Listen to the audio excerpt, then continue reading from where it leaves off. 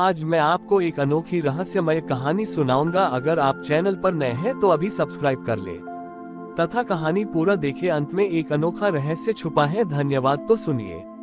ये कहानी त्रिकुट पर्वत के उन निर्जन शिखरों की है जहाँ न कोई जीव जंतु पहुँचता था, न ही हवा की कोई हलचल होती थी।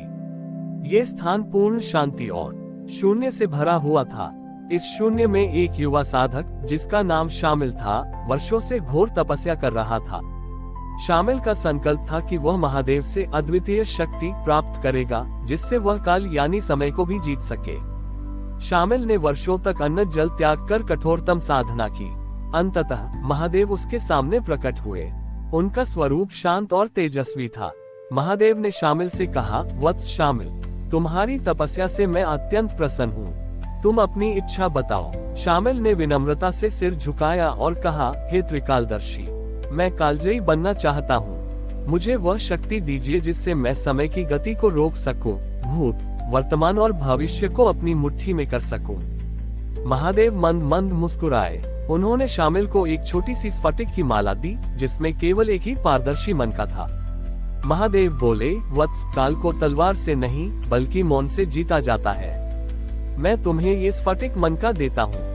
तुम इसे लेकर किसी ऐसे स्थान पर जाओ जहाँ पर सबसे अधिक कोलाहल हो और वहाँ जाकर 7 दिन और 7 रात तक पूर्ण मौन धारण करो। न किसी से बात करना, न किसी की बात सुनना, न कोई प्रतिक्रिया देना। यदि तुम इस मौन को सफलतापूर्वक निभा सके तो तुम्हें वह कालजयी शक्ति प्राप्त होगी जिसकी तुम कामना करते हो। शामिल उत्साह से भर गया। उसे लगा कि यह परीक्षा बहुत सरल है। वह कैलाश से उतरकर सीधे उस समय के सबसे बड़े और शोरगुल वाले नगर अवंतिका पहुंचा। अवंतिका का बाजार हमेशा लोगों की चिल्लाहट, गाड़ियों की खड़खड़ाहट और वाद विवाद से भरा रहता था। शामिल ने बाजार के ठीक बीचों बीच एक आसन बिछाया और स्फटिक मन का अपने हाथ में लेकर मौन साधना में बैठ गया। पहले दिन कोलाहल इतना अधिक था कि शामिल का सिर दर्द करने लगा। लोगों ने उसे पागल समझा, उपहास किया और उसके पास से गुजरते हुए तरह तरह की बातें कहीं। शामिल ने स्वयं को नियंत्रित किया। दूसरे दिन एक चोर ने उसका कमंडल चुरा लिया। शामिल का मन चीख उठा कि वह चोर को रोके, पर उसने मौन नहीं तोड़ा।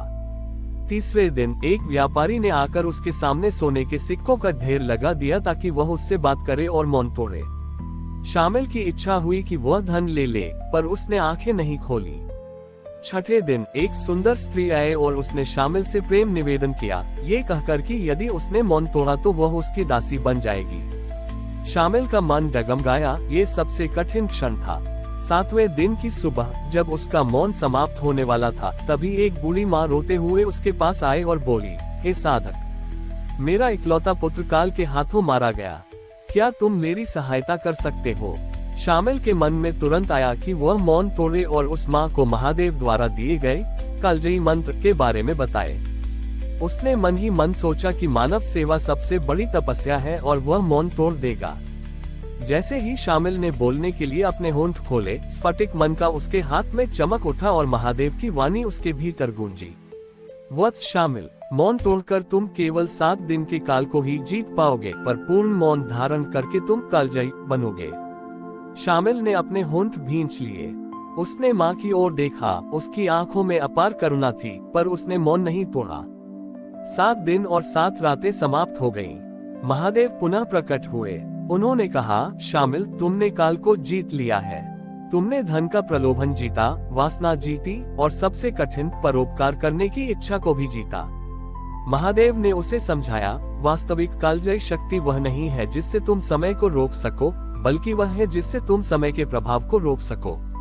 इन 7 दिनों में तुम्हारे चारों ओर संसार चलायमान था। हर प्रकार की घटना घटी, पर तुमने अपनी चेतना को अचल रखा।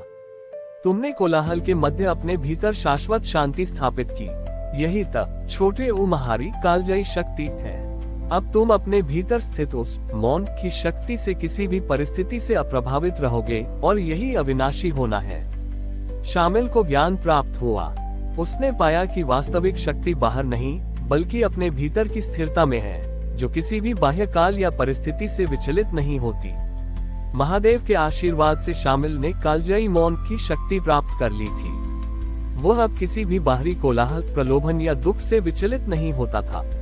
वह पुनः त्रिकूट पर्वत पर लौटा, पर अब उसका आसन बाजार के मध्य हो या पर्वत की चोटी पर, उसके लिए कोई अंतर नहीं था। एक दिन उस नगर अवंतिका पर भयंकर अकाल पड़ा। वर्षा नहीं हुई, नदियां सूख गईं और लोग भूखमरी के कारण त्राही त्राही करने लगे। भय और निराशा का कोलाहल बाजार के शोर से भी अधिक भयानक था। नगर के मुखिया और प्रमुख नागरिक इस विपदा से उबरने का कोई रास्ता न देखकर शामिल साधक के पास पहुंचे, जिनकी प्रसिद्धि अब मौन संत के रूप में फैल चुकी थी। मुखिया ने शामिल के सामने गिड़गिड़ाते हुए कहा, हे संत, हम जानते हैं कि आप मौन व्रत में हैं, पर यह नगर काल के मुंह में समा रहा है। हमारी पत्नियां, बच्चे सब भूख से मर रहे हैं। आप ही हमें कोई ऐसा मार्ग बताएं जिससे हम इस अकाल मृत्यु को जीत सकें। शामिल ने उनकी ओर देखा। उसके भीतर शांति थी, कोई विचलित भाव नहीं था। वह जानता था कि यदि वह कालजयी है तो उसे दूसरों को भी काल के भय से मुक्त करने का मार्ग दिखाना होगा। उसने अपना मौन तोड़ा नहीं, बल्कि अपने हाथ में अब भी मौजूद उस स्फटिक मनके को लिया और मुखिया के हाथों में रख दिया। फिर शामिल ने हवा में केवल एक संकेत किया। उसने अपनी उंगली से धरती की ओर इशारा किया, फिर अपनी छाती की ओर और अंत में ऊपर आकाश की ओर। इसके बाद वह अपनी आंखें बंद करके फिर से गहन ध्यान में लीन हो गया। नगरवासी असमंजस में पड़ गए। धरती, छाती और आकाश, इस संकेत का क्या अर्थ था? तारांकन, एक विद्वान ने कहा, इसका अर्थ है कि धरती पर अन्न नहीं है, इसलिए हमें तपस्या करके आकाश से वर्षा बुलानी होगी। तारांकन, एक व्यापारी ने कहा, इसका अर्थ है कि धरती पर सब कुछ है, पर लालच, छाती के कारण हमने सब बर्बाद कर दिया है। अब हमें केवल आकाश की ओर देखना होगा। तभी मुखिया की पुत्री, जो सबसे छोटी थी और जिसका हृदय सेवा से भरा था, आगे आए। उसने कहा, साधक ने हमें सिखाया है कि काल को जीतने की शक्ति बाहर नहीं, भीतर है। तारांकन, धरती की ओर संकेत, इसका अर्थ है कि हमारे पास जो कुछ भी है, बीज, सूखी नदियां, थोड़ी सी ऊर्जा, वह अभी भी धरती पर मौजूद है। हमें उसे व्यर्थ न बड़ी ये फेंकना चाहिए। तारांकन, छाती की ओर संकेत, इसका अर्थ है कि हमारी सबसे बड़ी शक्ति हमारे प्रेम, करुणा और एकता हृदय छाती में है। अकाल मृत्यु का भय हमें बांट रहा है। तारांकन, आकाश की ओर संकेत, इसका अर्थ है कि हमें वर्षा के लिए आकाश की ओर देखने के बजाय एक दूसरे की सहायता के लिए ऊपर उठना चाहिए। उसने समझाया, साधक ने हमें अपना मौन तोड़कर कोई जादुई मंत्र नहीं दिया। उन्होंने सिखाया कि कालजयी होने का अर्थ है विपत्ति के समय भी अपनी आंतरिक शांति और बुद्धिमत्ता मौन को बनाए रखना। यदि हम भयभीत होकर मौन तोड़ेंगे, एक दूसरे पर चिल्लाएंगे और झगड़ेंगे, तो अकाल हमें नष्ट कर देगा। यदि हम शांत रहकर जो कुछ हमारे पास है उसे मिलकर बांटेंगे, तो हम अकाल मृत्यु के भय को जीत लेंगे। नगरवासियों को ज्ञान प्राप्त हुआ। उन्होंने तुरंत अपने घरों में बचा हुआ थोड़ा सा अन्न और जल एकत्र किया। उन्होंने किसी चमत्कार की प्रतीक्षा नहीं की, बल्कि शांत मन से एक दूसरे के लिए काम करना शुरू कर दिया। तारांकन, जो सबसे शक्तिशाली थे, उन्होंने सूखे कुओं को गहरा खोदना शुरू किया। तारांकन, जिनके पास थोड़ा सा भोजन था, उन्होंने सबसे पहले बच्चों और बूढ़ों को खिलाया। और यह आश्चर्यजनक था, जब उन्होंने शांत मन और एकता से काम किया, तो उन्हें पता चला कि नगर के पास एक छोटा सा झरना था जो अभी भी थोड़ा सा जल दे रहा था, जिसे वे भय और भगदड़ में भूल गए थे। उन्होंने उस झरने को बड़ा किया और मिलकर काम करके अकाल के सबसे बुरे दौर को पार कर लिया। कुछ ही समय बाद प्रकृति प्रसन्न हुई और भरपूर वर्षा हुई। शामिल ने आंखें खोली। महादेव की वाणी उसके हृदय में गूंजी, वत्स, तुमने न केवल स्वयं कालजयी बनना सीखा, बल्कि अपने मौन और संकेत के माध्यम से पूरे नगर को भी मृत्यु के भय से मुक्ति दिलाई। यही अद्वितीय शक्ति का सच्चा उपयोग है। महादेव की दी हुई सबसे बड़ी शक्ति, कालजयी मौन, ये है कि हम विपदा के समय में भी अपनी आंतरिक शांति और स्थिरता, मौन को न खोएं और उस शांति का उपयोग दूसरों के कल्याण के लिए करें। हमारी और भी आध्यात्मिक एवं अनोखी कहानियां देखने के लिए हमारे चैनल पर जाएं तथा धार्मिक एवं पौराणिक अनोखी कहानियां हमारे चैनल पर है। कृपया जाके देखें तथा हमारे चैनल को सब्सक्राइब करके रखें और वीडियो लाइक जरूर करें। धन्यवाद।